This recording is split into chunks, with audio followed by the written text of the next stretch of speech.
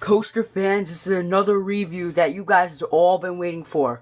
Intimidator 305, located in Doswell, Virginia, at the great amusement park, King's Dominion. This is a crazy, nuts ride, and this is consistently voted the best Giga, and is said to be the best Giga. What are my thoughts of it? Here, you can find out what I thought of this great ride. So, without further ado, let's begin.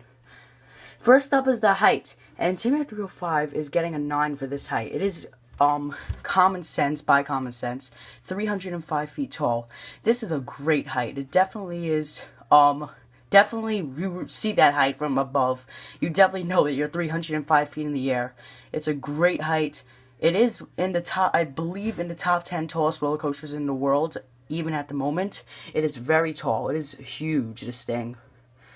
Now the speed. Intimidator 305 goes 90 miles per hour. I think that what happens after the trim breaks, but this thing goes really fast, and you feel the speed. It really doesn't let up throughout most of the ride, if not all of the ride when I rode it. It is crazy fast. You feel the speed. It pulls tons of G's. It is nuts. And this is getting a 9 because it really isn't 100 miles per hour. That's the only way we get a 10, but it's still a 9. That's still great.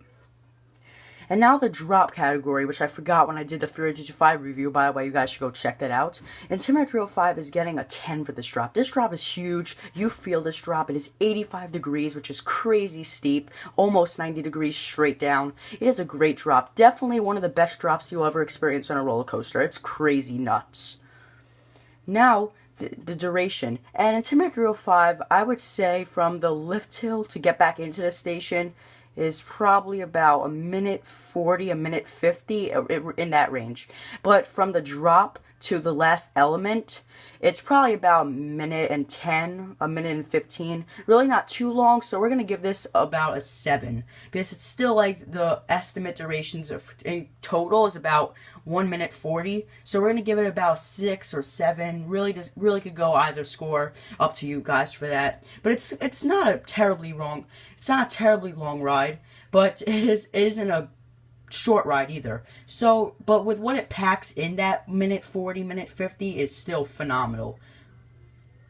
And now the smoothness, and this ride is getting a 10. This is definitely one of the smoother rides out there. The transitions can be a little bit jerky at times, but with those vest type shoulder restraints, and they're very comfortable, by the way, it throws you around a little bit, but the track itself is butter smooth. You'll really not complain about any rattling during this ride, or at least in my experience with it, it wasn't bumpy at all. Now the intensity, and this is the strongest point of Intimidator 305. This thing is getting a 10. This thing is probably the most intense roller coaster I've ever ridden to this day. It is crazy. Those G's that you pull on this ride at the bottom of that drop into that first overbank turn is nuts. I even grayed out going up until about the top of the airtime hill over there. It is crazy, this ride. This thing, if you love intensity, this may just be your new favorite roller coaster. And this is definitely one of mine. It's crazy. It is phenomenal when it comes to intensity. Definitely one of the most intense roller coasters you ever get to ride. And by the way, one of the most best roller coasters you ever get to ride. Just putting it out there. Now the airtime. And this ride, this is probably the weakest point of Intimidator 305, I would say. This ride doesn't really provide airtime. This ride's really all about the intensity. I'm giving the airtime a 4, because you get that one massive airtime hill over there, which doesn't really provide that much airtime for what it looks like it would be, but it does still provide airtime, which is why it's not getting as 1 or anything like that, or even a 2.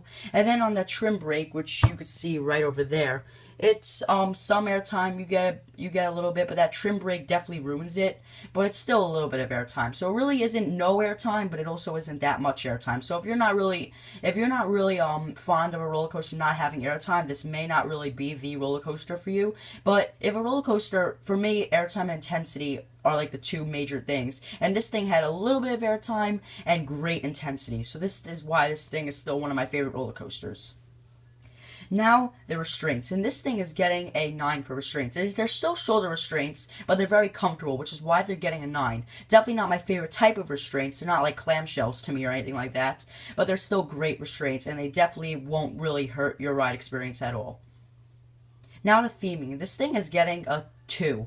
Because here's the thing. You see that car out the front, but the station has like no theming whatsoever. It's themed to Dale Earnhardt, but that's really it. All you see is in the front with the plaza out there, kind of. A small plaza, nothing big, but it's still somewhat theming, so that's why it's not getting a terrible score of a 1, but it's getting a 2.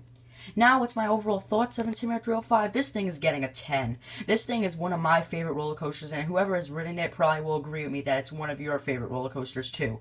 But either way, I still want to hear your thoughts on Intimidator 305. Do you like it or do you dislike it? I really want to know, because this thing is phenomenal. It's definitely one of the best roller coasters in the world, and I could see why.